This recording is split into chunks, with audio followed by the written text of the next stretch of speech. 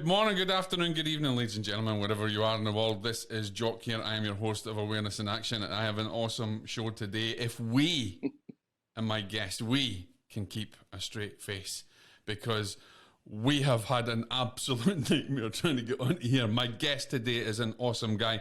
He's part of a men's group that we meet with every week, and we share knowledge. He's also a veteran, which is very close to my heart.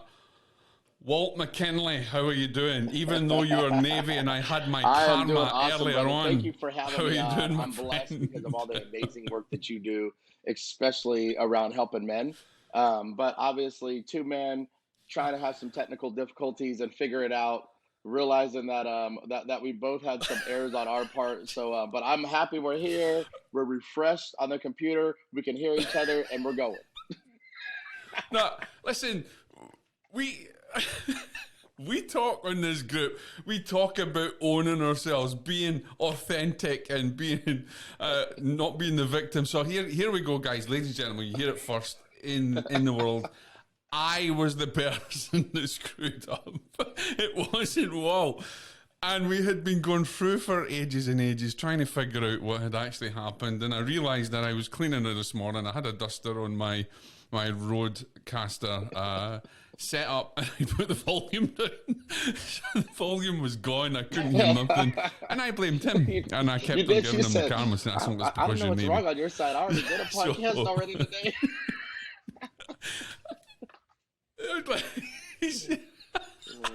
He is like, hey, look, I'm connected, I'm doing everything else, and we are connecting. We've got an awesome show for you today, because this guy is a very unique individual. And you all know from me, ladies and gentlemen, that I only invite and interview people who walk the walk and don't just talk the talk. And this is my guest today, Walt. Yeah, thanks. Tell us a little bit about yourself and your background. This is going to be amazing. So I think to understand really the triumph, who I am today, the joy that I feel, the victory that came from the tragedy of my childhood, you have to understand the beginnings. So my childhood was full of torturous and sadistic abuse. I moved 14 times in the first 16 years of my life. I was kidnapped from each parent because, 30 or I guess now 40 years ago, they didn't have the same kind of custody laws. And so we're back and forth between parents, different states, different schools, sometimes multiple times per year. And during that time, whether it was my father, my stepmother, my mother, my stepfather, or foster parents, I was abused by every single adult that I came into contact with. Things like thrown in basements, chained to beds, even a foster mother stuck splinters underneath my fingernails. That's really my first life memory at 3. I had this sadistic, torturous kind of childhood. At 13, I almost took my own life. I was desperate. I was destitute. We were broke. We didn't even really have money for food. My dad said he was going to take his new girlfriend to Disneyland. And we lived in Arizona, so like 6-7 hours away. And I'm excited. I'm thinking I'm going to get to go. And she left the house, and he goes, "You're not going." And I said, "What do you mean I'm not going?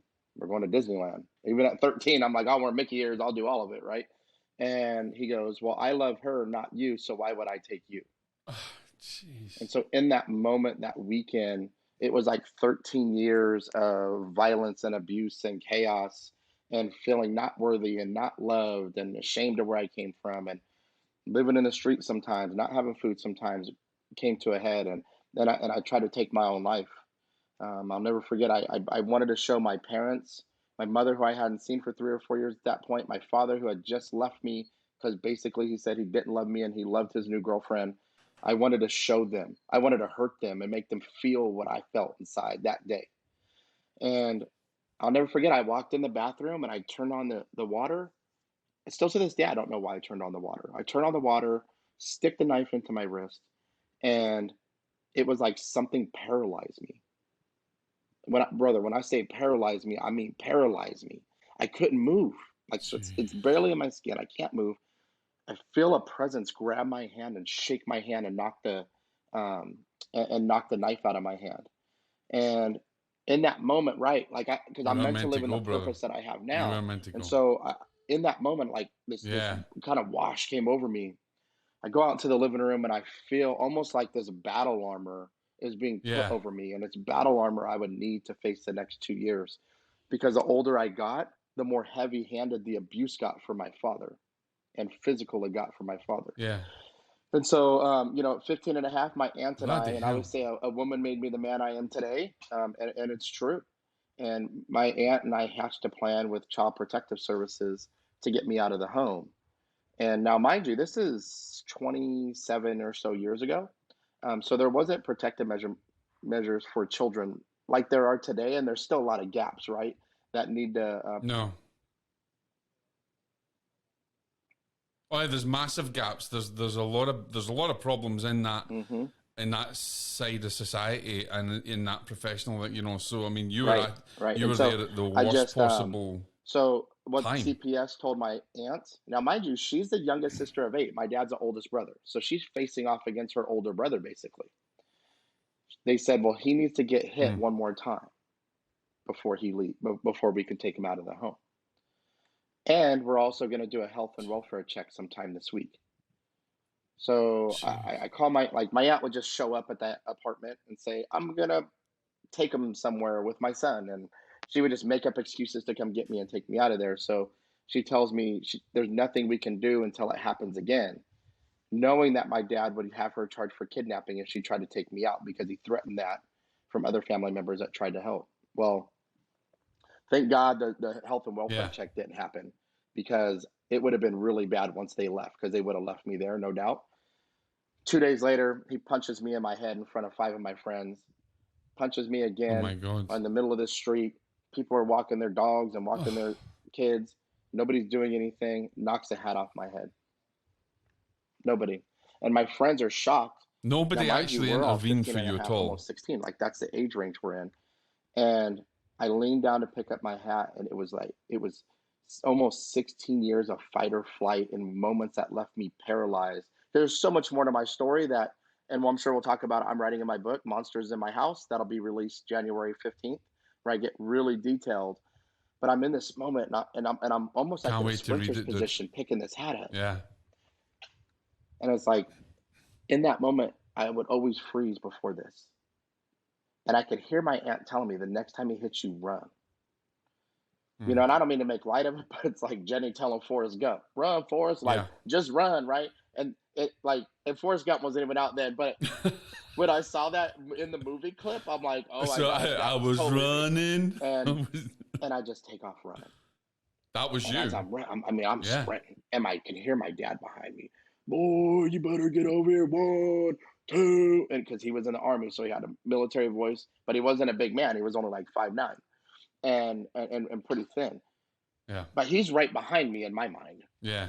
I don't even turn around. I'm running. Usain Bolt couldn't have caught me that day. I mean, me and my friends, Yeah. we run a couple blocks away, go back to my buddy's house, sneak back over there because we can hear my dad yelling and walking through the neighborhood.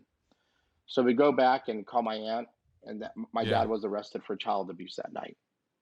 And that moment for me was at the what? Wow. Was that Yeah, the turn for you? it was. That is Was that the change literally, for you? Was and I've that the had quite a moment few where things pivotal moments changed? in my Yeah. life. Okay. That was the most pivotal moment of my life, because on one hand, I'm devastated. I'm putting my father in jail. And the Wow. thing is, when you grow up with trauma and abuse, you don't start Hmm. loving your parents, you stop loving yourself. And that's what people don't realize. I was actually going to say that because at that time in your life, you actually don't really know love. You have a glimpse Well, of it from your the aunt, love I knew was kick, slap, but you punch, don't neglect, really know like being love. thrown in the basement, And you being chained to beds. Like, that was how I received love. So, see, like, if I met you in person, I would give you a hug. That's just the kind of person I am. mm, I couldn't even give my family a hug. It was one of those kind of side hugs where you mm, lean back and you're tapping them on the side shoulder because you can't really embrace somebody, because I was never embraced in my life in a way that was loving. mm. And right. And look at you now. I mean, you're different. You're so loving.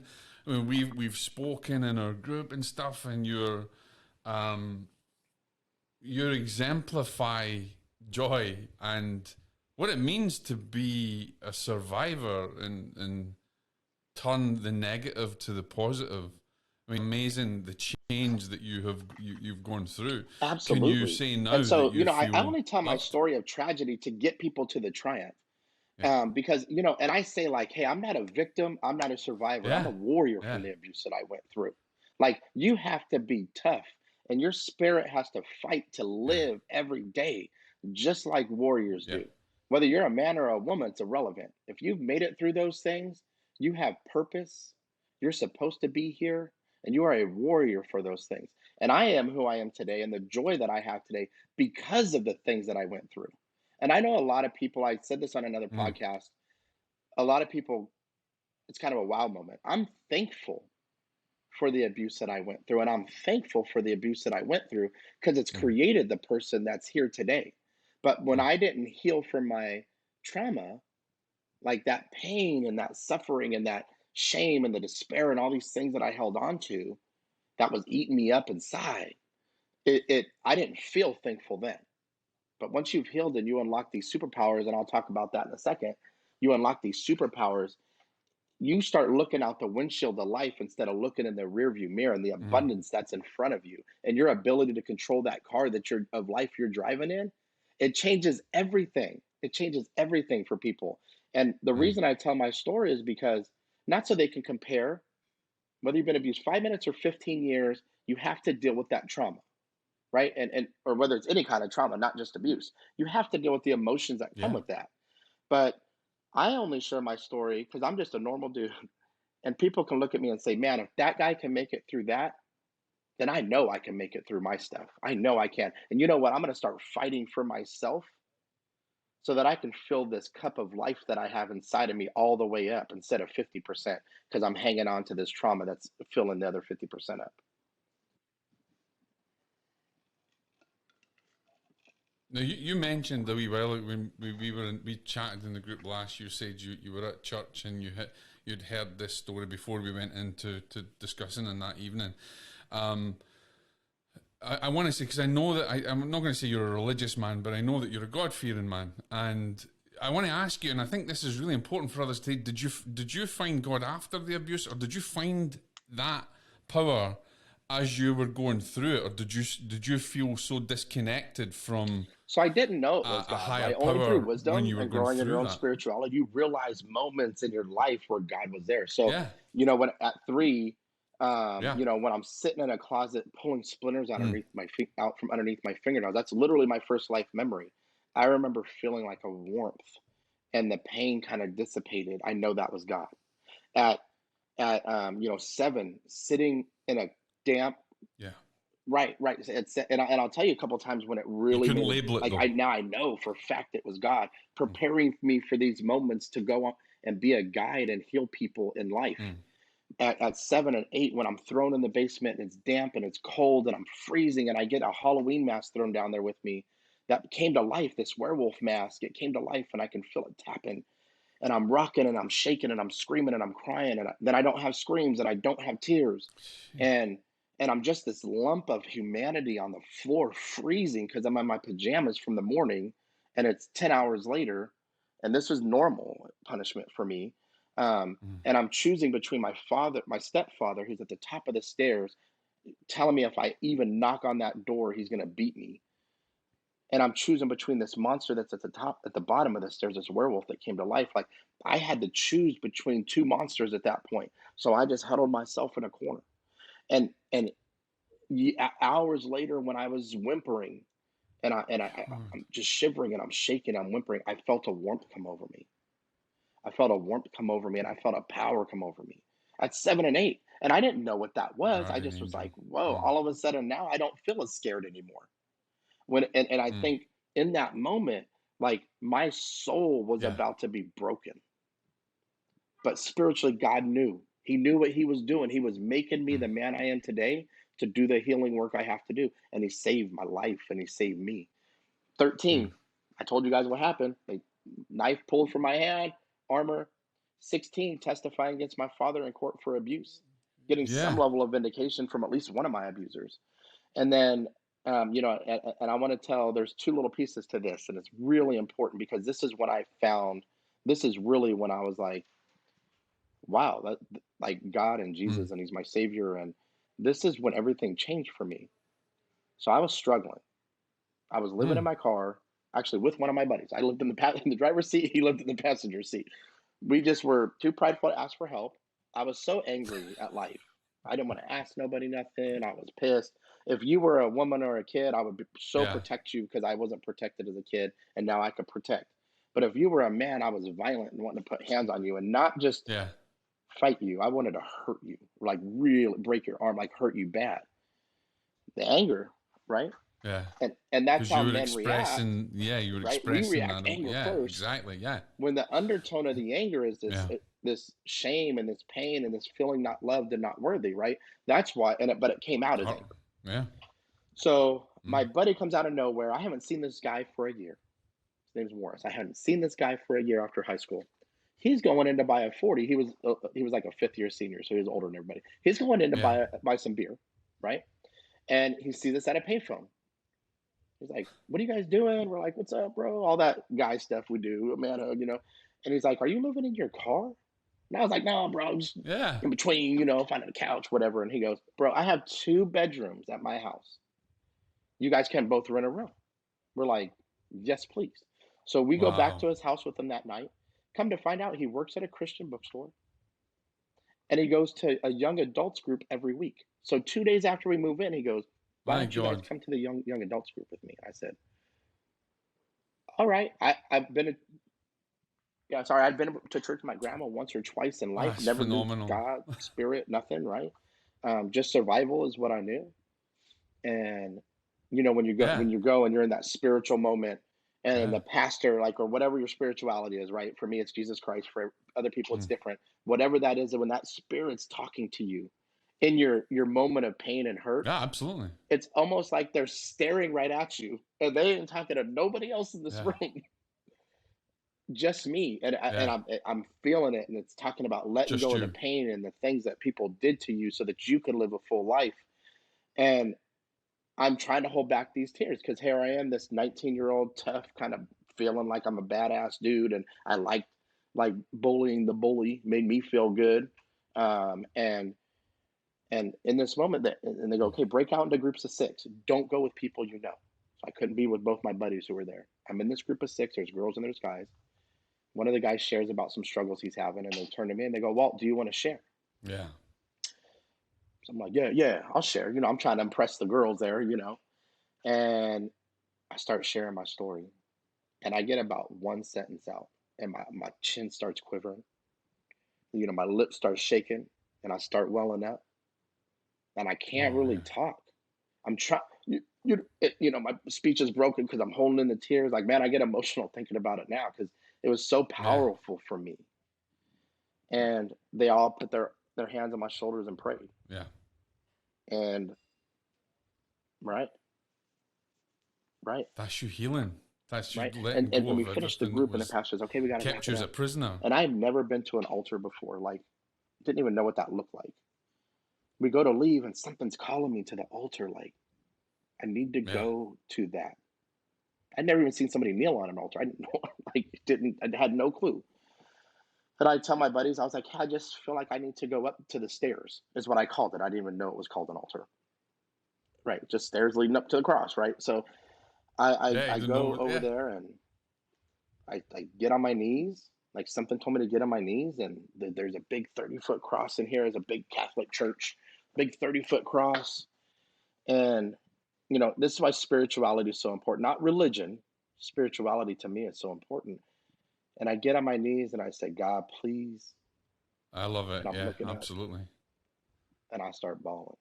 Man, I really get. I know you can tell I get emotional talking about it because it was the most cleansing moment of my life. It was like, and I It's cried. real and When I true. say I This cried, brother, yeah. I cried Yeah. for 15 to 20 minutes straight, boohooing, wiping snot, like Mm. tears. I didn't care who saw. I just cried. And when I went to stand up, and then at some point I just didn't have tears anymore, and I go to stand up, and I feel lighter, like physically feel lighter. Mm. And it was like I stood up, and I wasn't teary anymore, and I felt amazing. And Do you think that was fair? Would you think it was fair to say, Walt, that that was your first like feeling real of freedom, being free? right? Like when I testified against my father in court and they said he was guilty of felony child abuse and gave Yeah. let me live with my aunt, I sat in that moment like I'm free. I'm free from this abuse that I've lived in. I remember sitting back in the chair and everybody around, and I'm just like, I'm free. I'm free. I'm free. I won't ever have to get beat again. But I wasn't, because the pain inside of me But you held weren't me really in free. chains and bondage. Yeah. And that Yeah. moment when I cried on the altar, Exactly. though, was the first Yeah. moment that Yeah. I actually really started to drop some of this heavy pack of emotions that I just didn't even know how to deal with off. And then I have one more moment. So I'll let you jump in too, because I don't want to just, I'll keep going in case you have any questions about that. I have one more big pinnacle moment that saved me from prison. No, I listen. I wanna hear it all, because it's people don't want to hear me. They want to hear you. Want to hear your story, because they're going to learn from your story. So you bring it all out. I'll just jump in and interject with it, because I think this is so important. And the reason I think this is so important, Walt, is because, and I'll tell you, ladies and gentlemen, I'm hearing this story. I've heard a little snippet when we were in the men's group, just a little snippet, right? I don't know the full story. And Walt said to me yesterday, I says, I don't interview many people, and I says, I'll send you through my speaking sheet. I'll send you through everything. I said, no, I don't need it, because we're just going to chat like we're two friends and we're having a coffee, because I want to hear it raw. As raw and unscripted as our friend Chris would say. Christopher, big shout out to Christopher. We want to hear it raw, because I knew you had a story that could touch many, many people's hearts, and it's your story, and I feel blessed that you're getting. I'm sharing it. I'm getting to share it with you. Yeah, I mean, I've been to that side of suicide myself and things, but Thanks, it's not brother. my I story. appreciate It's that. I your love you story, for that, and I man. want to hear it. Thank you for So giving me again let this it rip. platform so that we can serve people who need to hear this. And so here I am. Absolutely. I've been at church. This cleansing power happened over me, but that didn't mean like, and then I went forth in life and I conquered and everything was great. Mm. You know? and, right. And so that lasted for a couple weeks, That's when the hard and then work I started starts, isn't it? feeling, and it was really like I had this heart of gold to help Mm. people, but it was like the angel and the devil on one side. But the devil Mm. knew how to really get to me.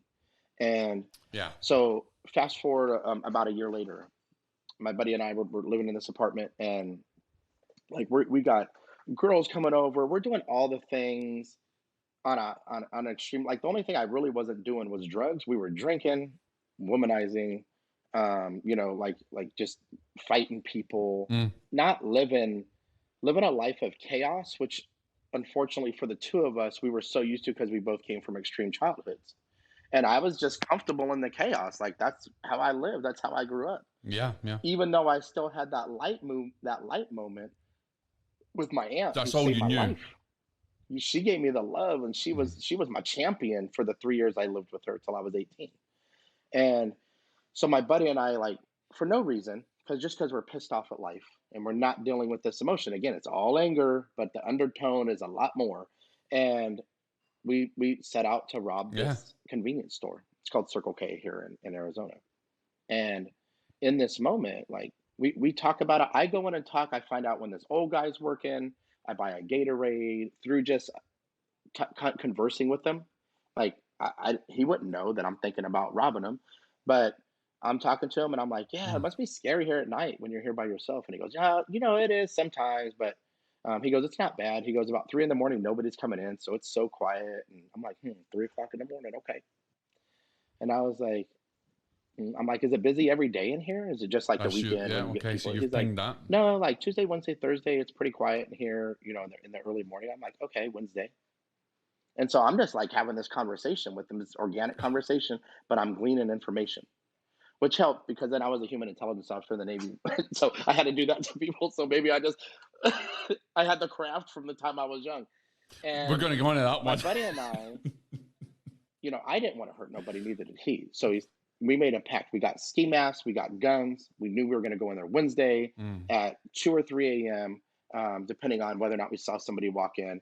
We had 3 different getaway routes that we had to get out of there. We had a place we can dump the car if we needed to and run, or we can go through some neighborhoods and Yeah. lose the cops if we had to. I mean, we had this thing Yeah. mapped out from A to Z, or at least we felt like we did.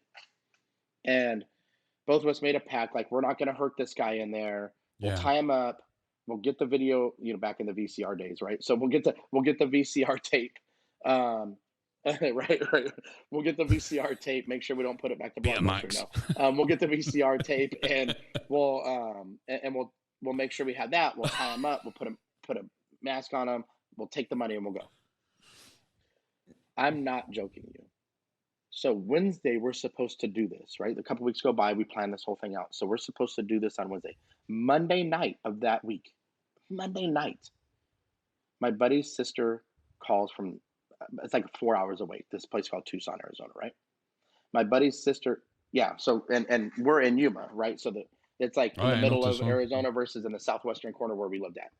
So she's in the hospital. They think she's going to die, Mm. like deathly ill. I drop him off at the truck stop. He hitchhikes back to Tucson. He's like, I gotta go. That was God working on both of us, hands down, 100%. Because let me tell you what, that woman is alive today, Absolutely. and she's just as froggy and amazing and loving. And she calls me mijo. Like, she's an amazing woman. She's just a joy to As a be joy. around. And she's still alive today. But in that moment, she was on her deathbed. So he takes off. I don't have anybody else around me. I didn't invite any friends over, any girl. I'm by myself. And after a couple of days, I thought, like, man, what the hell am I doing? I'm gonna go to freaking prison. Like, I'm about to be a statistic of everything that I'm supposed to be based upon Yeah. how I grew up. That's Yeah. not what I like. I don't want to go to prison. Like, even as bad as I thought I was, like, I was scared to go to prison. I didn't want to live my life behind bars. And so I'll never forget, I went to my grandmother's Yeah. house because I'd go see her and stuff. No. And she just knew I was off.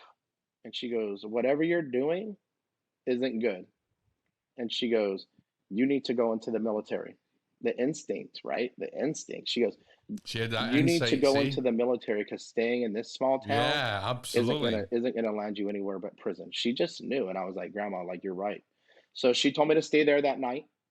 She drove me to the recruiter station the next morning. So I knew, like, this old Irish lady, boy, I better, like, if I come out of here and I don't sign up, she's gonna have my behind. So I go in there and I talk to the Navy recruiter. My grandfather retired from the Navy. My uncle retired from the Navy, so I'd be third generation. And I sign up, and they said, okay, it's Friday. They go, Monday, can you go take the test? It's called an ASVAB test. It's an aptitude test. So I'm like, sure. I go take the test, score high on it. They're like, how soon can you leave? I was like, I need to go. Because I knew, right, this is pivotal. This is where we make choices in life that affect everything that Yeah. follows after. I knew I didn't want to be a victim. I knew I Absolutely. didn't want to go to prison. I knew I needed to let this anger go at some point, although I didn't know Yeah. how at that point. And I knew if I stayed, it was going to be all bad things. Mm-hmm. So I signed up for the Navy, and literally within 2 weeks, before my buddy even got back to Arizona, to Yuma, from Tucson, I left. Didn't say bye to nobody. Do you know, that's absolutely so much like my story. I left within a week. Similar kind of, I needed to get away, needed to escape and everything else. I went into the Army recruiting office, sat the exam, scored incredibly high. They said you can do any job you want. I thought, I'll be a military policeman. That's what I want to do. He said, well, we need medics. You're going to be a medic. I was like, okay. And so I said, we'll call you when you're ready. I had literally got home. This is Wednesday. The call came in Wednesday night, said you're leaving on Saturday. Literally a few days. My mother and father didn't believe it. It was the first time I'd seen my father cry, actually, because we didn't get on very well. But I know what it's like to try and, you have to. And it's a blessing, right? Like, you don't necessarily, you don't know if it's a blessing then when you're going through it, but you realize it later. Like, Absolutely. I didn't know that God was carrying me through my life, but I know it now.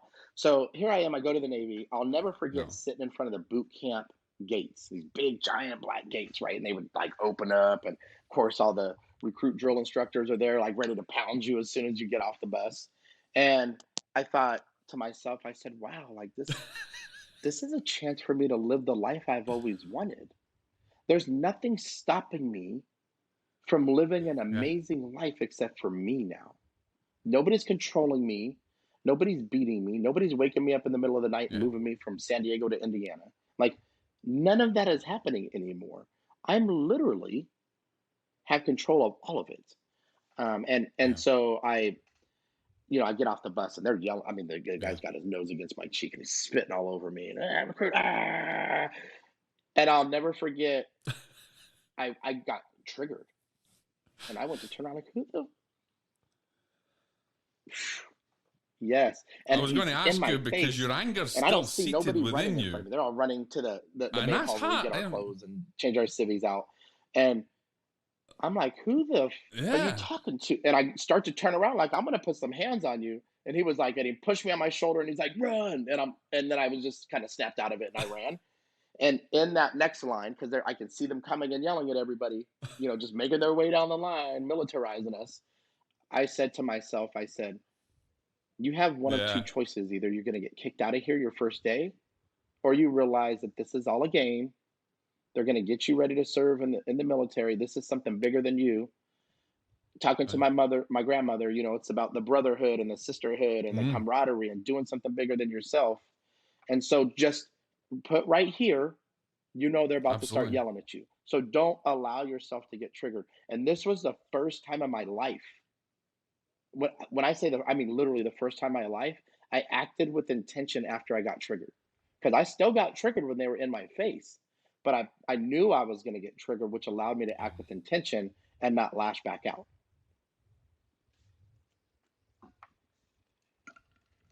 So, ladies and gentlemen, this is what I talk about a lot of time. This is awareness. This is taking your awareness to a new level. You can be aware of something being on your desk or aware that it's a nice day, but being aware of internal triggers within you is a real secret to try and understand. And this is something that, well, I mean, that's amazing. A lot of people cannot recognize those triggers and they don't act upon them in the right way. They act upon them in a negative way. So, I mean, how did you get through all that then I'll when tell you you, you like know you recognize these everything is triggers? What was mindset. pushing you back? As much as that sounds like, and you hear it a lot, and there's mindset books, even when Yeah, you're overcoming extreme trauma, everything is mindset. And even more so, and then just emotional awareness, right? Like yeah, emotional maturity.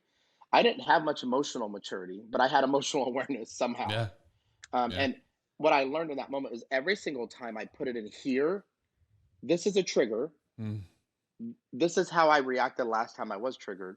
I don't I don't feel good when I react mm, that way. It doesn't, even in the moment of anger, like I don't feel good at 5 minutes later, right? 15 minutes later. Um, I need to be different. I don't want to mm, replicate the cycle that I went through. Like somebody's got to break that. I didn't even know it was a cycle. I just said, I don't want to be like that. I don't mm. want to live with this freaking anger. And what's awesome is I You have met to my break that wife not too circle. long Yeah. after. We've been together Mm, 24 years and married 22. So my aunt kind of just loved on me and she hugged on me and got me used to just being what amazing. real love looked like, right? Like from a parent to a kid kind of. And but what she really did was Wow. prepare me to be able to have a healthy relationship. Now that didn't mean I didn't wild out. That didn't mean I didn't try to fight four guys when they almost Yeah. hit me with the car and my wife's, sprained her ankle and she's walking slow. I'm still a Well, man, a I boy, mean, you're angry still a inside. soldier at the end of So I the meet day. my wife. You still have that Thank in you. God she's patient, like Yeah, I said. exactly. She's the reason we're still married today, I think. Yeah, he literally, that's how I Was feel God about it, God bro. had to bring Like you a patient she woman? literally, I mean, God literally gifted her to me. Yeah. He knew what he was doing when he put us together and how we balance each The way other I feel and, about my wife. not to be all Yeah, Jerry Maguire, absolutely. right? But how we Yeah. complete each other. I was like, why'd they have to steal that line? That's such a good one. Just like I'm gonna bring have her that listen. line I'll be in like, about man, that I get some brownie film there. points. So, Nice one, Walt. I love she it. she just loved me. She just loved me, and I never when we I've never cussed at her. I've never yelled at her. It doesn't mean I haven't got pissed off. It doesn't mean I don't get frustrated. It doesn't mean I'm like, babe, we were supposed to leave an hour ago. We're already late. Like Yeah. I'm starting to get kind of frustrated about it. What I did is,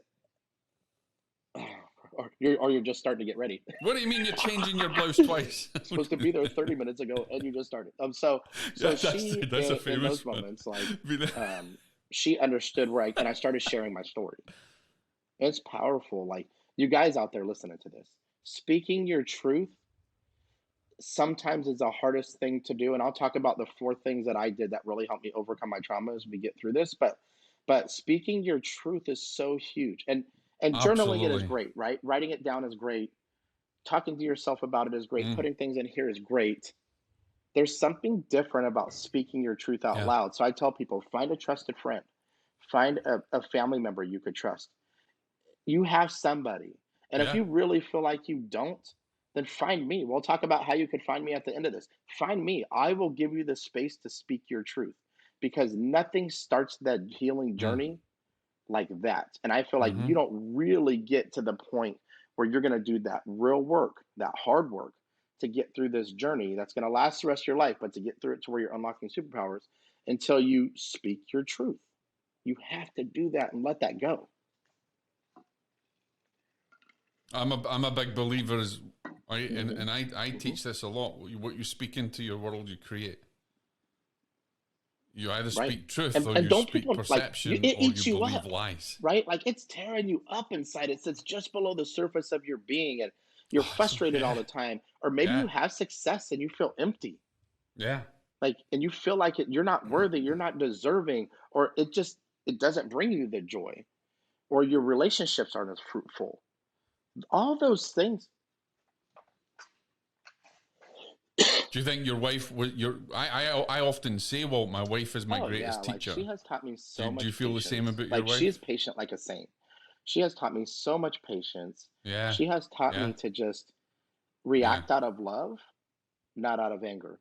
And typically, if somebody's coming at you, because for me it was like you're Mm. always like, "What did you say?" Like I've been punked my whole life. You're damn sure not going to punk me. And You're always on like, the so let me show defensive. you why. Let me Mm. put some hands on you so you don't ever do it Yeah. again because now I'm a man and I'm in control, right? So she just taught me like, hey, I Yeah. know you like women and children, you react with love. Like you can do the same thing and react with love towards men also and understand if they're lashing at you, that has nothing to do with you. That has everything to do with what's bothering them. Because when you're happy and you're joyful, you have control over those emotions and those Yeah. anger emotions don't come to the surface like they do when you haven't dealt with all those things that sit just right inside your chest and eat you alive from the inside out.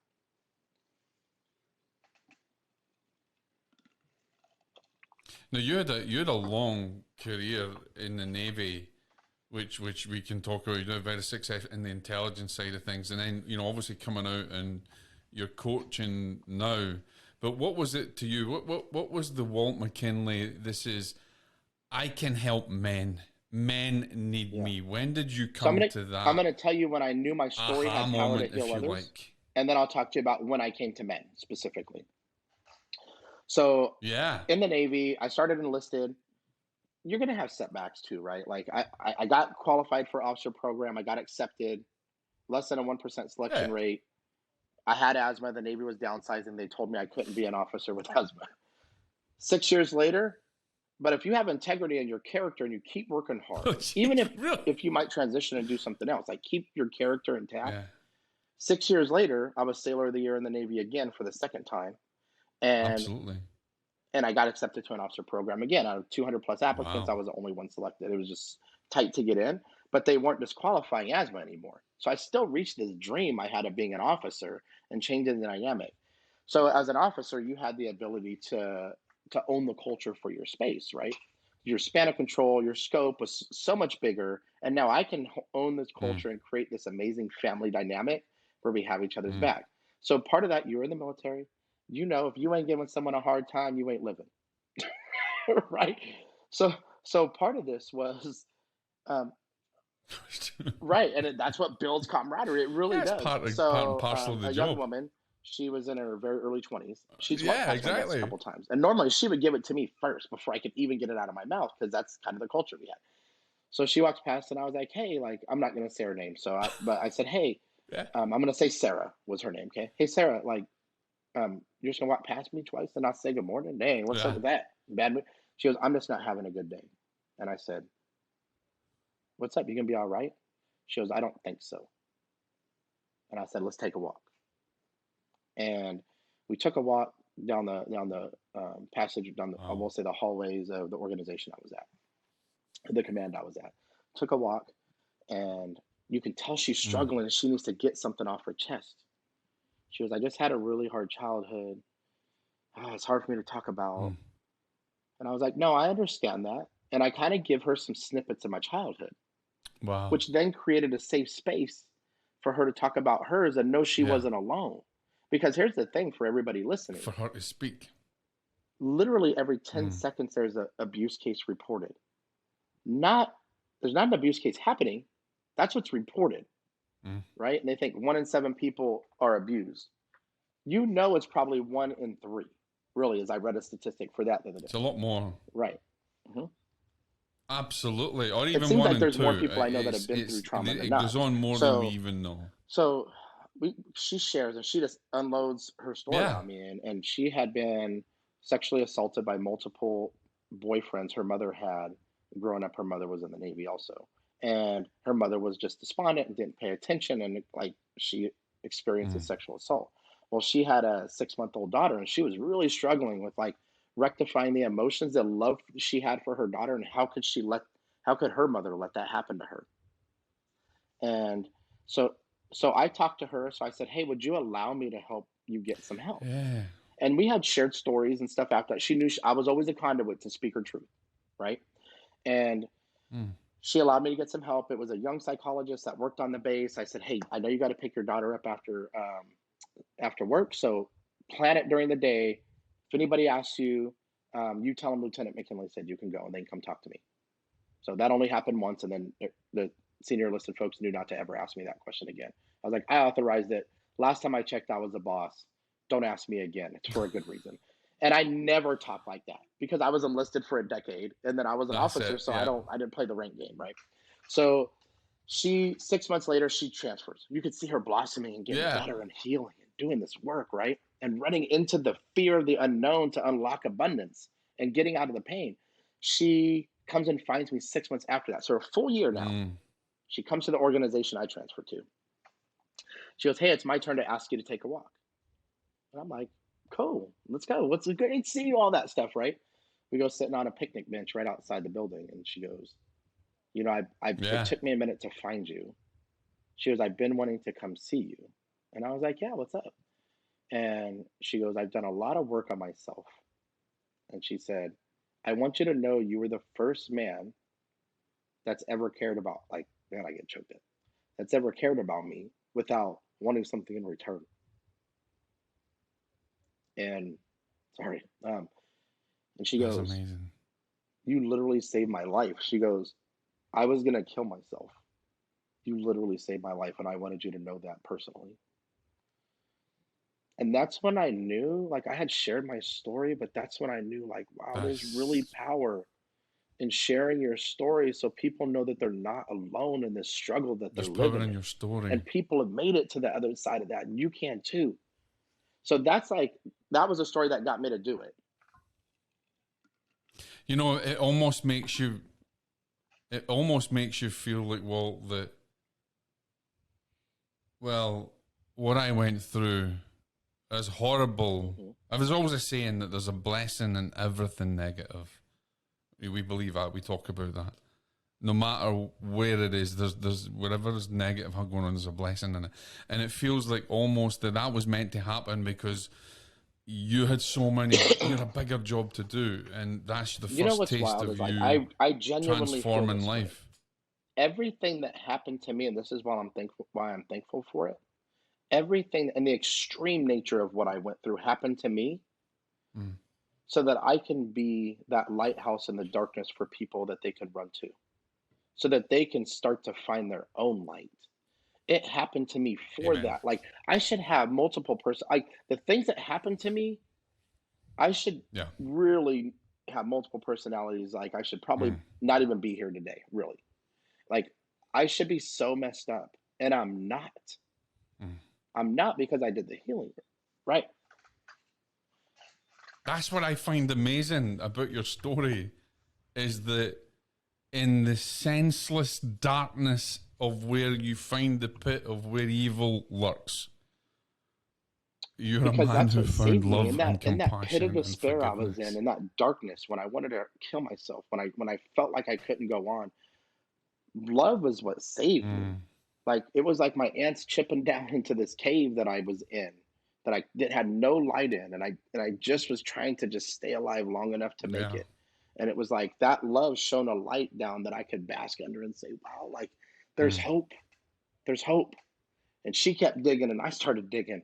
And it was like, oh shit, there's more light. There's more hope. And then as I went through the healing journey, it gave me more hope. It gave me more passion. It gave me more like fortitude to like push through the stuff that I had to deal with. And every time I did that, I let more light in. And then ultimately I Yeah. found the right tools to get me, put the ladder in the damn hole with me and climb out. And that's the thing, like I can give people the tools. I can't make you climb out. You have to want to do that for yourself. That's why I say we're warriors. You have to fight. You have to fight to get out of that.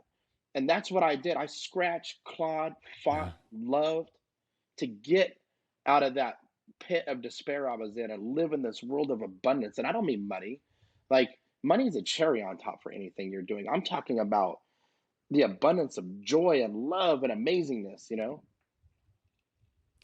I love that. I honestly, Walt, I think that's amazing that you make that distinction, because people think about abundance as being something in the material. But as I've said, and I've said in many podcasts, the richest man I knew was a The tramp. happiest, right? And when I was brought up in the monastery, well, not brought up, but I spent most of my youth in the monastery. My uncle being a monk and in amongst priests and things. And I, as a young boy, I went out and fed the poor. And I found them to be the happiest people I'd ever met. It's crazy. So I love how you make that comparison, or how you make that, no, I want to say comparison, that You know what's distinction. amazing? And I can tell That my story power, all day. I understanding don't ever get choked up about telling my story. Like I'll get choked up at moments like when I felt free, like, ooh, man, like, man, I made it. Do you know what gets me choked up? Like telling that story Yeah. about that young sailor that I helped. It's Mm. the impact, you guys. Like service to others is what, like, that's what's spiritual. That's what drives a different kind of emotion. And honestly, like, I have made so much money in my life. That's what I was just an spirituality is. executive in corporate Yeah. America before I left it all behind 6 months ago to focus on helping people break the generational cycle of abuse through not only one-on-one coaching, but also through speaking and really reaching, millions of people. I had plenty of money and I was freaking miserable because I wasn't living like the vision for what I thought I wanted, which was money because that was my escape from my childhood and I gave my kids a privileged start and, you know, right. So my Mm. vision You aligned with weren't God's purpose expressing for your my life divine and that purpose. marriage happened between those two. It Yeah. unlocked that. I'm a really happy guy. Mm. It unlocked another level of joy in me. Bro, like I didn't even know I missed. Now I know I was missing it. Like, so when those two things get here, it's a game Yeah. changer, not only for you, but your cup gets so full and overflows, it can't help but fill other Yeah. people's cups around you. And it's amazing. And Mm. that's why, so now I feel like there's amazing movements. There's Me Too. Like, there's so many fantastic things for diversity, Mm. for women, that are progressive and needed in our society, in my opinion. Right? Like Mm. we need to get out of what the norm is and get mentally healthier as a society. Men don't Absolutely. have that outlet because what are we taught? You need to be tough. Mm. Why are you crying like a girl? What, boys don't cry? No. Like we're literally programmed from the time we're children to not act a certain way. That's right. We are. My father, I remember I got into a fight outside in my home in Scotland when I was a young boy. And this exemplifies exactly what you said. Rather than my father showing me compassion and don't worry about it, he made me Right? go out. He said, "You fight him until you win." And I've done What it did as a that? parent, That didn't teach me the right thing. But but I think that's that was the everywhere though, west of right? Scotland Not thing. even That's what we Western did. We Scotland. Like I battled did when it. we fought. I did it too. And the thing is, you It's start everywhere. crying Everywhere. as a boy. What do you? Don't cry. You were never allowed to show emotion. So the only emotion that comes out Yeah. first is Don't be a the wuss. emotion God gave us to go kill No. tigers, right? And that's anger and to run into the fight. That's how we're wired as men to be like that. But if you want to unlock, and I just today's my It's ninth true. piece of this series, and thank you, you've commented and watched some of these. Thanks. A great series, by the way. I mean, I very few people I followed. Please go and follow Walt on Instagram. He's done a night. It's a 9-part series, isn't it, or something? A 10-part series on And the 9-part for series men, is and it's really great wisdom. right, Actually, and it's all about I need being to go back and vulnerable. watch the It's first understanding, 5. like, if we're gonna unlock real masculinity, and here's the thing, like, we're in this Yeah. environment now where this alpha male beat my chest. Look, I'm a Mm. military guy. I like fishing. I like off-roading. I like shooting guns. I like all the things, quote unquote, men are supposed to like to do. But you know what I loathe? This alpha male, I don't Yeah. need anybody, nobody cares, work harder, bullshit generation that we're seeing from a bunch of insecure men that don't Yeah. have the ability to Yeah. be vulnerable because they're scared Yeah. little boys that are still hurt inside. So they try to put this facade of this alpha male out there instead of, and I did it, by the way, right? What I learned is as I Mm. became vulnerable, as I let my emotions You've all happen, been as I there. sought Mm-hmm. some help, some support, as I learned, like I say in the 9-part series, it's what men need to know is okay. But I learned that it's okay not to be okay. And if I don't deal with this stuff that's eating me up inside, I'm going to Yeah. be a shell of who I can be for myself, for my wife, for my daughters, and for everybody around me. So, what if I just got myself right? Imagine the good I can do for everybody else. And that's why I'm focused on men. Men, we need to change the narrative of what it means to have an outlet. And the working out and all that stuff is awesome. And keep doing Absolutely. those physical things because as men, we need to do those. But this emotional side of masculinity that we don't talk about, you can be tough and have emotion. As a matter of fact, real men, the ultimate flex of strength is being okay being vulnerable. Because if you're okay being vulnerable, you open yourself up to Is being hurt. emotion. When you open yourself up to Yeah. being Absolutely. hurt, you realize 99 times out of 100, you're not hurt at all. But you don't hang on to the stuff that's tearing you up inside that comes out in a negative way and manifests itself in a negative way towards not only yourself, but the people you love around you. Like it is literally time to change that entire narrative for what masculinity really looks like. That's right. When you mix those two, when you mix that alpha male, that masculine physical side of being a man that society still needs, with a Mm. man who can control, understand, let go of the negative emotion so that he can be happier and fulfill that what God wants men to be around them, it's a whole new world. Everything will change. Everything.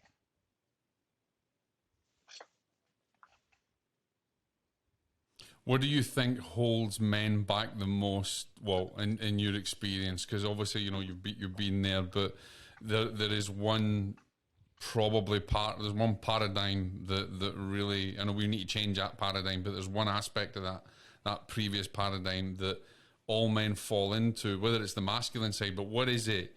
What is that one thing that you've noticed with everyone that you've ever Yeah, I mean, I coached or kind of see talked it now to, with this the series. men I've that are had so less many men vulnerable? reach to me back channel.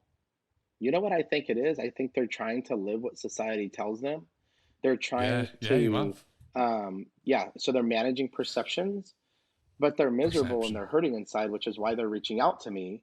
And Yeah. and it's because you your fear of rejection, Mm. the fear of rejection of what people are going to think of you, is greater than the love you have for yourself. Because when you really love yourself, you don't care what people think because their opinion doesn't matter because your love for yourself is so strong. So as I've It's learned to true. love myself more, I literally don't care. So this series I'm doing, the narrative that I talk about, the being okay, being more emotional, but Mm. sharing my stories of tragedy, for me, it's not even about me. It's God working through me to use me as a vessel to reach other people to say, hey guys, like it's okay for us to be happy. And by the way, it's okay, man, to stop talking about work and the promo and the car you got and trying to one up the other guy standing next to you. I know it's because I think once you get to that point where you start recognizing the power in yourself and your spirituality, that those things tend to just be like, well, I can't believe I was going down that route. I can't believe that's what fed me. And you're like, Right? But they say it I like, got a new car. Nice I got a one. new car. Like, Like, let me show who you how much cares? better my Like, car is than you. Imagine when you're so secure with yourself, yeah, you don't feel the need to do yeah, anything I but noticed that. lift the people around you up. Yeah. When you're lifting the people around you up, it makes you feel good too. It's a win win.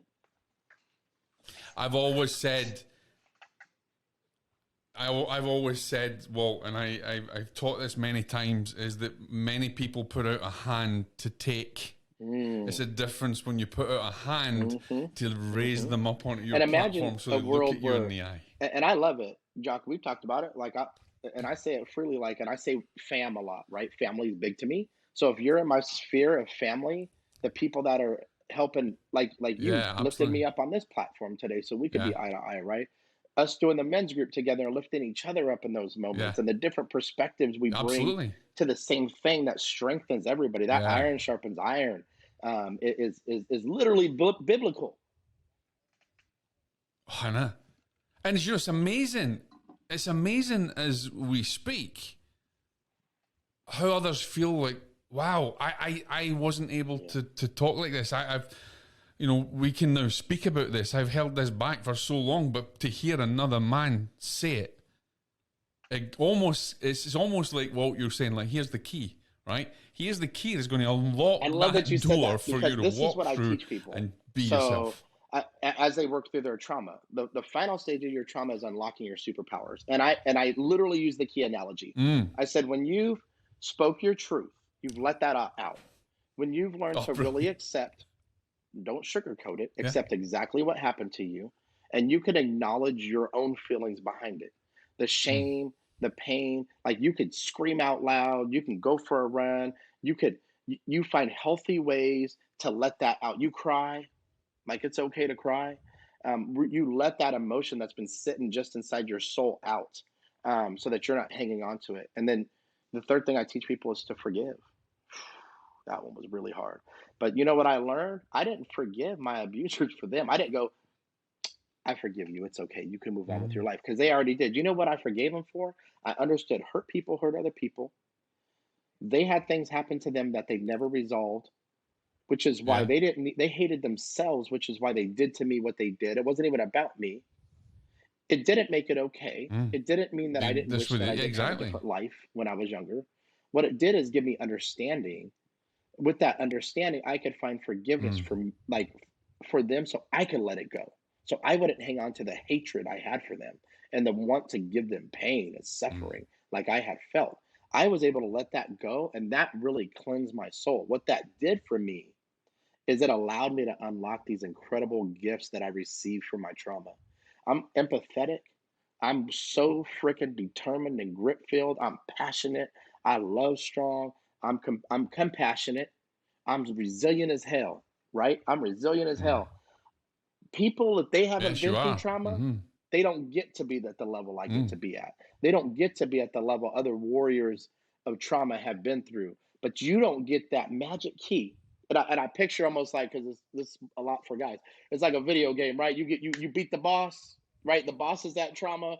You go through the little door. There's a box, a golden box, and it's glowing. And you got this golden key. It's glowing. Boom! You stick it in there. You turn it, and it's like this whole new you embraces you and covers you up, and you get to move through life and look out the windshield and not look out the damn rear view mirror anymore, and unlock this amazing new version of everything that you deserve, everything that you should be. And you become the perfect version of you that continues to move forward and affect everybody around you. That's that superpower you unlock when you do that healing work. But you got to want to be so sick and tired of being in pain. Stop being comfortable being miserable. Run into the fear of the unknown. Yeah. Because the unknown is like, if I face this, am I really going to be able to let it go? You, me. There's so many testaments of people, which is why I share my story, that can say, yes, you can. Yes, you will. Now it's time to get your hands dirty and get to work.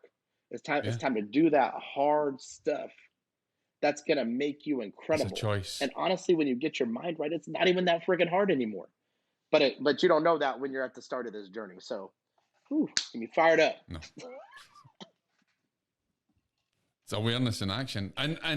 And ladies and gentlemen, he's given you a key in this. He's actually given you some beautiful keys in this chat, but also he has an amazing key that's coming out, and that's his book. You've been working on this book, haven't you? Let me tell you what I'm doing now, because I think this is really important, because the book started this journey for me.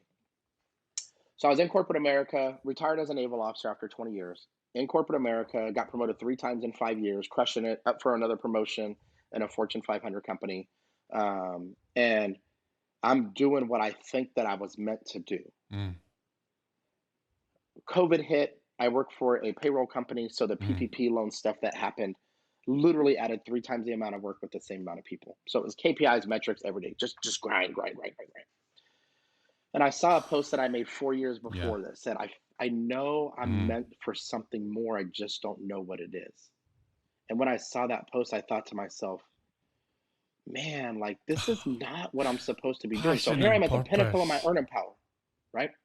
Pinnacle of my like we bought a boat, paid cash for my daughter's car, and this Yeah. isn't braggadocious. This is like you think this is what we want. And I was getting snippy with my wife about something. She's like, "What is wrong with you? It's not. This is 18 Yeah. months of 12-hour days straight." And I said, "I'm not even physically or tired anymore. And men, you're gonna feel this, and women too." I said, "I am tired in the depths of my soul of who I am as a human being. I can't even begin to tell you how tired I am." So here I am pushing, pushing, pushing. I'm teaching people to be okay with these emotions, but here I am. I'm wearing resiliency like it's a big R on my chest, like Superman. And my You're wife and doing I it sat and yourself. talked, and she Yeah. goes, "This is not your purpose." And I'm like, I know that God has something bigger for me. And she goes, "Well, we've been talking about you being a speaker.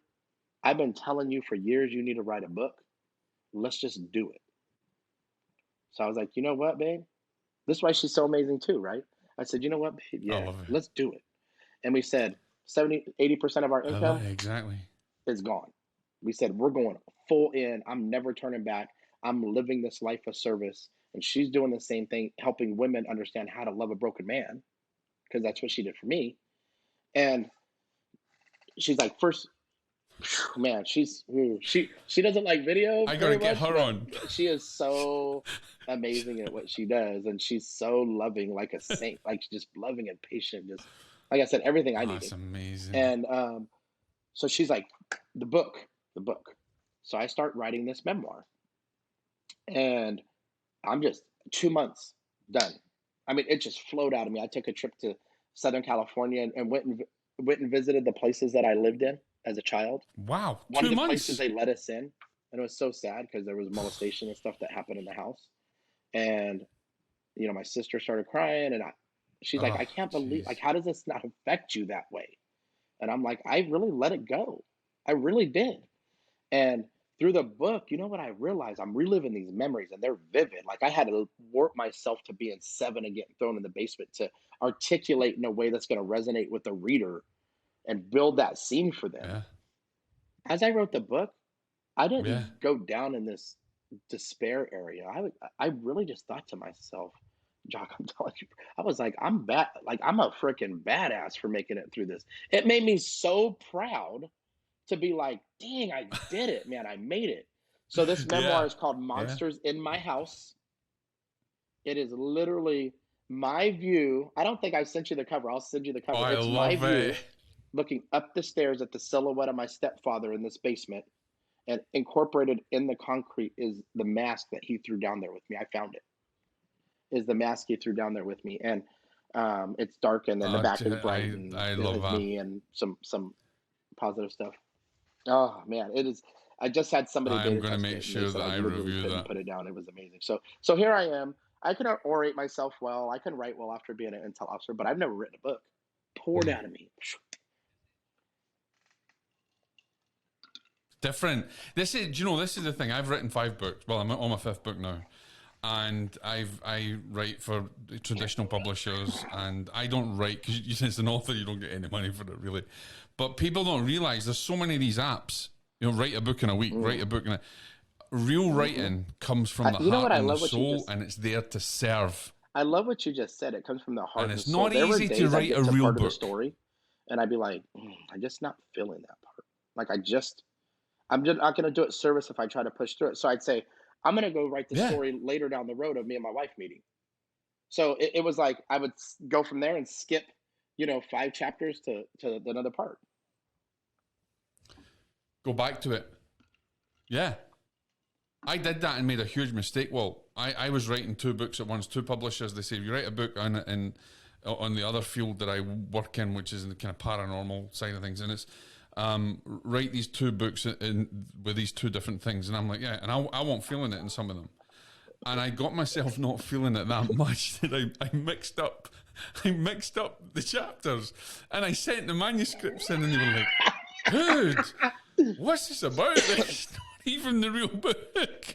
I'm like, oh no, oh my God, chapter 8 is supposed to be in the other book, and that chapter 5, I was like, oh my God, never again. And I would go and I would do never that, again. but it just, bro, it poured out of me, and it took longer for me to go back and edit it, but Yeah. by the 3rd time I edited it, I was like, wow, this is way better than the first edit, and now it's at the editor, and I should get that back in today or tomorrow. It's the 10th.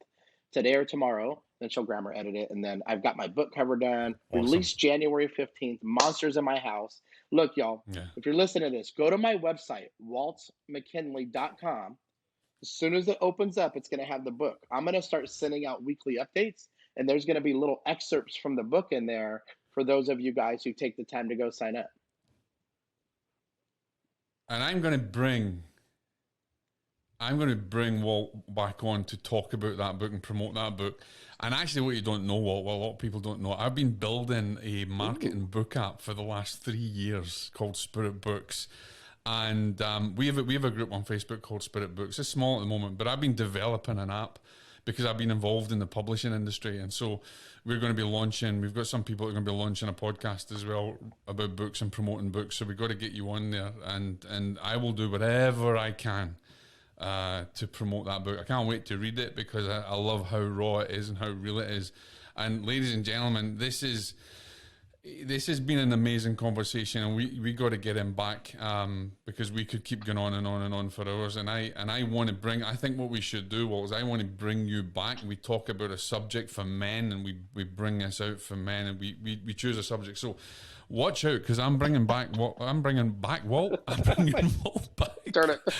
And I'll have my volume up, actually. So I'll be bringing Walt back, and in a couple of weeks' time, and we're going to get right into the nitty gritty as well. We're going to choose a subject, and I'm going to invite any of you out there that are men that have a burning question that you really want help with, and we're going to bring Mac back. We're going to bring him back so that he can answer it, and he can answer it in his real, raw and superpower way, and go, give them all your details. So first, if you just go to Walt, so they can connect with you. waltmckinley.com, WaltMckinley, that has my website. I do a couple different things. I do speaking. I talk about resiliency, positive mental mindset, both for schools and for corporations. So if you're in need of that, let me know. There's a piece on my page for that. I also do generational trauma coaching, where I've helped not only families, but I've helped individuals overcome that generational cycle of abuse and really guide them in their journey to let that go. So if that's something you're interested in, that's on there too. And then there's also my links to my social media. So I post on Facebook under Walter McKinley, and I post on Instagram under Walt McKinley Motivation. And so you can find me at either of those places. Follow me. Let me know. Let me know what impacts you. Let me know if you have any questions. And I am just trying to be that lighthouse for people to know that there's better days ahead. Lighthouses in the Navy, like sailors went towards the lighthouse. The lighthouse typically meant a harbor, which meant calmer shores, which meant calmer waters, which meant safety. And so I want to be that for those listening, so that we can build an army of people, not only men, but especially men, an army of men showing the rest of the world what real manhood, what real masculinity looks like. And we can start to heal each other, even if it takes one man at a time. So if we're working together, we're going to get it done. And I'm okay being that lighthouse right now.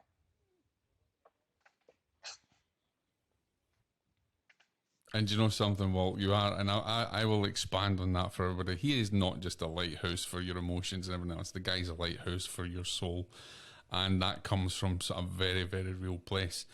Well, it's been, I really want to keep going on and on and on, but I know that, we're going over an hour, and I think that's a great time for people listening. But I promise you, ladies and gentlemen, this man will be back. You'll be seeing a lot more of him. I will be arranging some different things and bringing Walt on board as well. The truth is, everybody has their own battle. Some battles you can't see. You don't know what's going on inside a person. But you can feel their heart, and you can feel their love, and you can uncover what is underneath that divine spark that makes you you.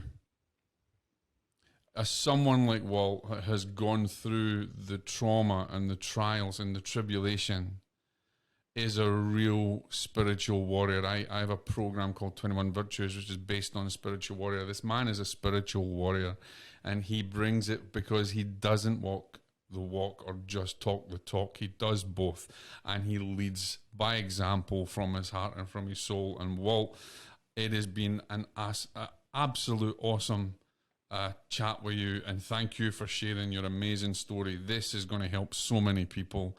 Can't wait to read your book. Make sure you get it. Monsters under his bed, in his closet, all over, in his house.